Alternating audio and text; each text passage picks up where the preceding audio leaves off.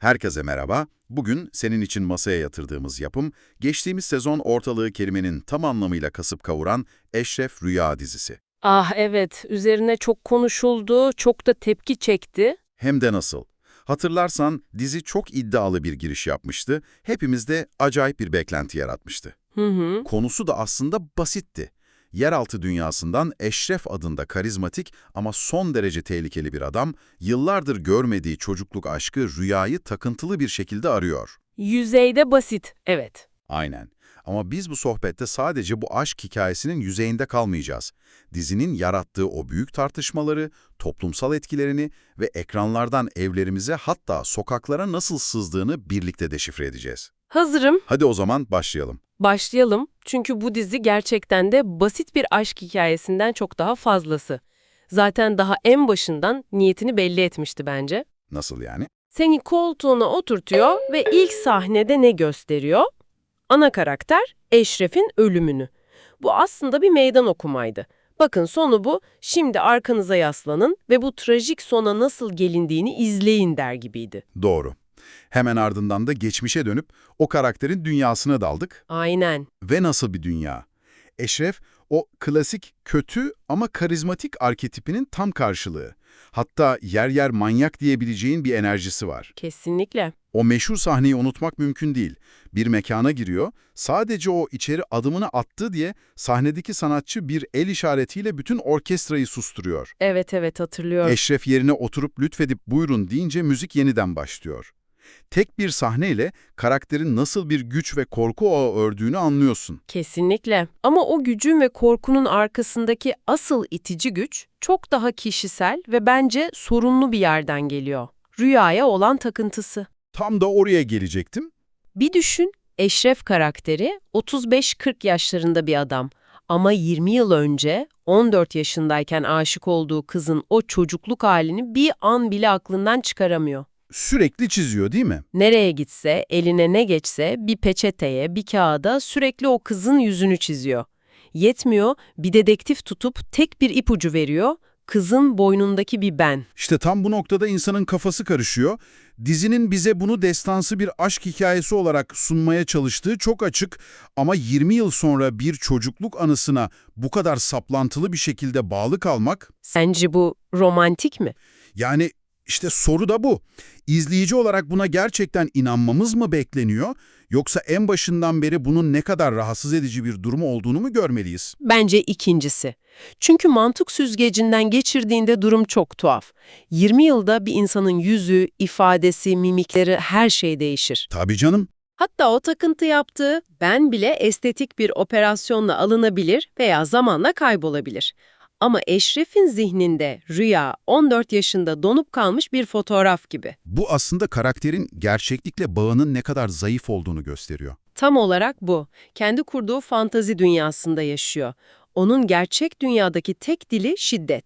Zaten ilk bölümde çete içindeki haine ne yaptığını görünce bunu anlıyoruz. Evet, o sahne adeta dizinin tonunu belirleyen bir manifestoydu. Hı hı. Polisle işbirliği yaptığını öğrendiği adamı alıp bir gezintiye çıkarıyor ve son durakları adamın kendi elleriyle kazdığı mezarı oluyor. Ve orada o çukurun başında adamı infaz ediyor. Bu sahneyle bize Eşref'in romantik takıntılarına aldanmayın, bu adam bu kadar acımasız mesajı veriliyor. Aslında dizinin ileride ne kadar tehlikeli sulara gireceğinin de ilk sinyaliydi bu. Ve bu acımasızlık sadece kişisel değil, ait olduğu yetimler çetesinin de temel felsefesi. Bu yapıyı da sıradan bir mafya örgütü gibi düşünmemek lazım. Değil. Başlarında Yakup adında bir lider var ve altında inanılmaz hiyerarşik bir düzen kurulmuş. Resmen bir holding gibi çalışıyorlar. Ve işin en trajikomik tarafı ne biliyor musun? Nedir? Bütün bu yasa dışı faaliyetleri sözde yetimlere yardım maskesi altında yürütüyorlar. O yardım meselesi gerçekten akıl almazdı. Toplantı sahnesini hatırlıyorum da herkes topladığı paraları açıklıyor. 10 milyon dolar, 25 milyon dolar. Sıra Eşref'e gelince o yine o karizmatik ağırlığını koyup 54 milyon dolar diyor. Evet. Sonra ne oluyor? Bu parayla gidip bir yetim çocuğu buluyor. Sahibi 30 milyona satmıyor. Eşref gidip adama 100 milyon lira verip o sahayı alıyor ve çocuğa hediye ediyor. Yani bu şimdi bir iyilik mi yoksa devasa bir güç gösterisi mi? Aynen, yapılan yardım bile bir PR çalışmasına dönüşüyor. Tam da Eşref bu güç gösterileriyle kendi dünyasını kurarken hikayenin diğer ve en önemli parçası olan rüyayı arama meselesi ne oldu? İşte tam bu noktada sanırım Nisan karakteriyle tanışıyoruz. Evet, nihayet. İzleyici olarak biz onun aranan rüya olduğunu anlıyoruz ama Eşref'in tabii ki haberi yok. Ve Nisan, Eşref'in tam zıttı bir karakter olarak sunuluyor, iyi niyetli, yardımsever, kendi halinde. Çalıştığı yer kapanınca işsiz kalıyor ve kaderin bir cilvesiyle Eşref'in oteline iş görüşmesine geliyor. Ve yolları kesiştikten sonra olaylar ilginç bir şekilde düğümlenmeye başlıyor. Düğün sahnesi mesela. Evet, Lorca krizi. Aynen. Nisan bir aşiret düğününde sahneye çıkıyor ve batı tarzı bir şarkı söyleyince ortalık karışıyor. Düğün sahibi Lorca diye bir türkü istiyor. Nisan da bilmiyorum deyince büyük bir kriz çıkıyor. O an tam bir kültür çatışmasıydı ve Eşref'in o korumacı, hatta baskın tavrını ilk kez Nisan üzerinde gördük. Aynen öyle. Eşref duruma el koyup Nisan'ı bir nevi kurtarıyor ama bu kurtarışın bedeli de oluyor. Bu kesişmeler sadece tesadüflerle de kalmıyor. Bir de işin içine polis giriyor. Tabii komiser Çiğdem, Nisan'ın kardeşinin başının belaya girmesini bir fırsat olarak görüyor ve Nisan'a bir teklif sunuyor. Kardeşini kurtarmak istiyorsan Eşref'in yanına sızıp bize bilgi getireceksin. Aynen. Yani onu bir piyon olarak kullanmak istiyor. Nisan bir anda iki ateş arasında kalıyor. İşte iplerin tamamen koptuğu noktada buradan sonra geliyor. Düğündeki o aşiret reisi bu durumu gurur meselesi yapıp intikam için adamlarıyla oteli basıyor ve Nisan'ı taciz ediyor. Bu zaten yeterince korkunçken olaylar daha da çirkinleşiyor. Hem de nasıl? Aynı adam 16 yaşında bir kızı odasına alıp göğsünde sigara söndürüyor. İşte o an dizideki şiddet çıtasının arşa çıktığı andı. Ve bu vahşete verilen karşılık dizinin asıl felsefesini de deşifre etti. Eşref ve ekibi bu adama akıl almaz bir ceza veriyor. O sahne gerçekten çok ağırdı. Çetenin kendi doktoru var. Bu doktor adamın cinsel organını kesiyor. Sonra da hiçbir şey olmamış gibi yarayı dikip adamına bırakıyor. Ve adam uyandığında ne olduğunu anlıyor, şok içinde koridorda yalpalayarak yürüyor, ölüyor. Tam bir psikolojik terör anı. Tam olarak öyle.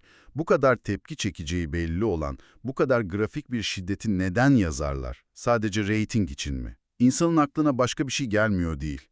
Ya bence bu bir. Yani bu son yıllarda bir tür pazarlama taktiğine dönüştü. Nasıl bir taktik? Formül basit. İzleyicinin sinir uçlarıyla oynayacak, olabildiğince şok edici, rahatsız edici sahneler yaz.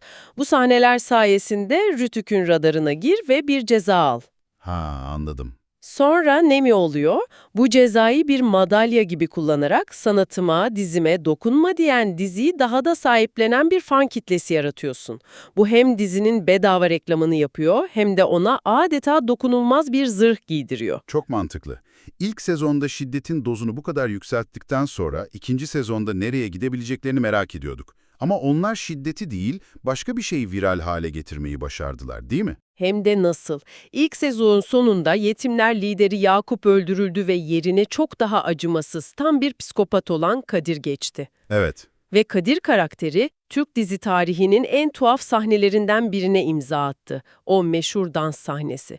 Karakter bir uyuşturucu hap alıyor ve ardından kontrolsüz garip hareketlerle dans etmeye başlıyordu. O dans sahnesini hatırlıyorum da gerçekten inanılmazdı.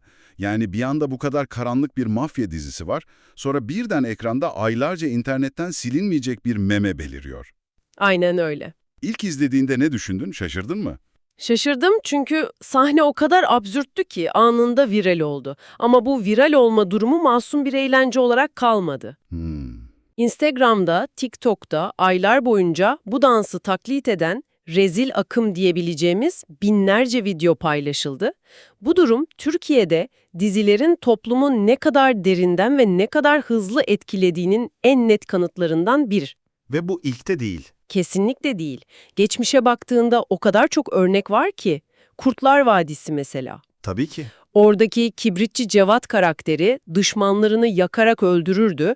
Çok geçmeden İstanbul'da yaşanan gerçek bir olayda 4 kişi yakılarak öldürüldü. İnanılmaz. Yine aynı diziden Süleyman Çakır karakterinin ölüm tarihi olan 8 Nisan'da üzerinden yıllar geçmesine rağmen her yıl anılıyor, adına helvalar kavruluyor. Evet, sosyal medyada her sene görüyoruz. Sadece o da değil.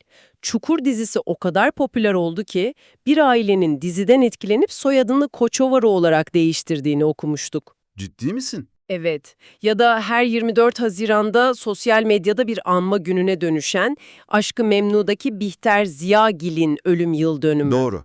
Bunlar kurgu karakterler ama yarattıkları etki ve toplumsal tepkiler son derece gerçek.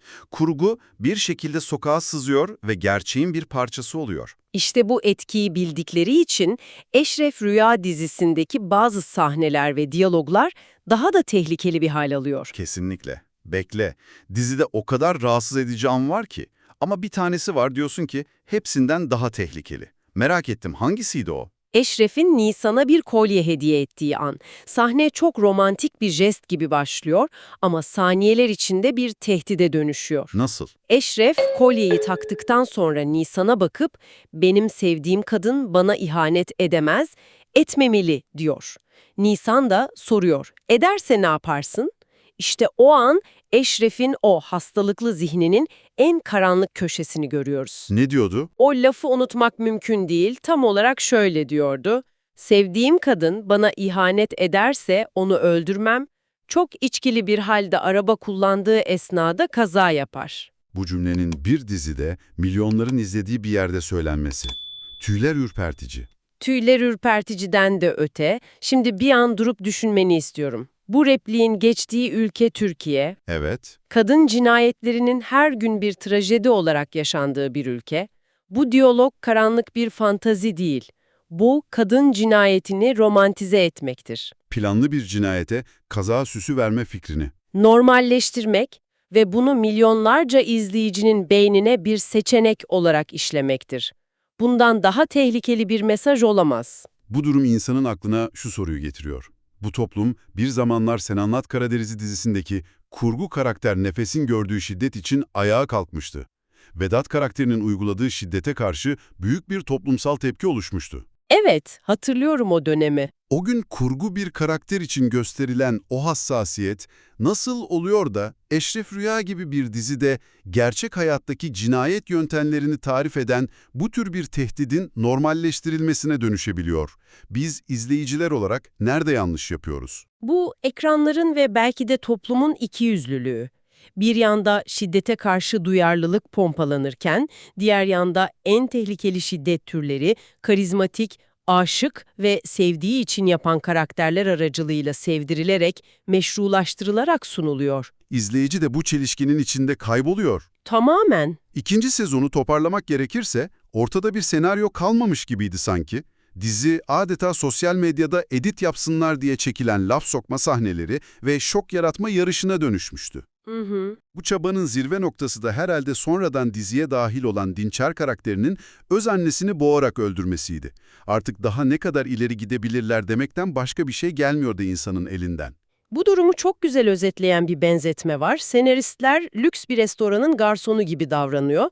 Yorgun ve sakin bir hayatı olan sana bir menü sunuyorlar. Nasıl bir menüymüş o?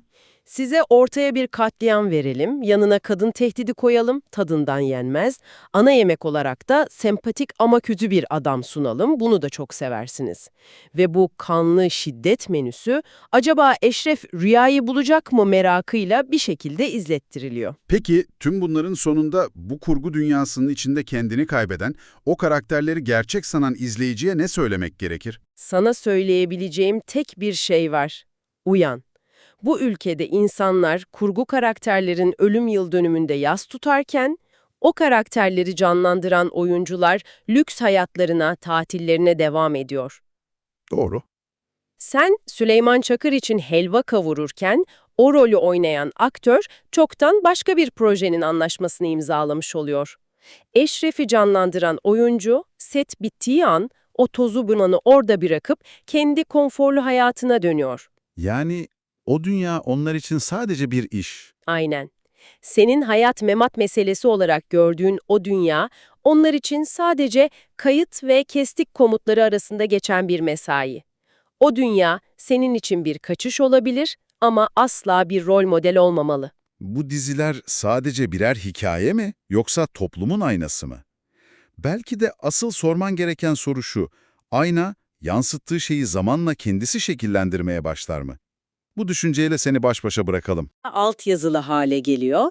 Yani videoda istediğiniz dilin altyazısını açıp videoyu o şekilde de izleyebilirsiniz. Evet, bu önemli bir gelişme. Azerbaycan Türkçesi, İngilizce, Almanca, İspanyolca gibi daha bir sürü seçeneğimiz mevcut. YouTube videosunda altyazı bölümünden istediğinizi seçebilirsiniz. O zaman son sözlerimizle sizlere veda edelim. Ekran rehberini Facebook, YouTube, Instagram ve Twitter yani X platformlarından takip etmeyi, videolarımızı beğenmeyi ve yorumlarınızı eksik etmeyin. Yorumlarınızda söz etmemizi istediğiniz yapımlar olursa onlara da bakar ve sıradaki rotamızı belirleriz. Başka bir içerikte görüşebilmek ümidiyle kendinize iyi bakın. Ekran Rehber YouTube kanalından ayrılmayın. Esen kalın, hoşça kalın, iyi günler.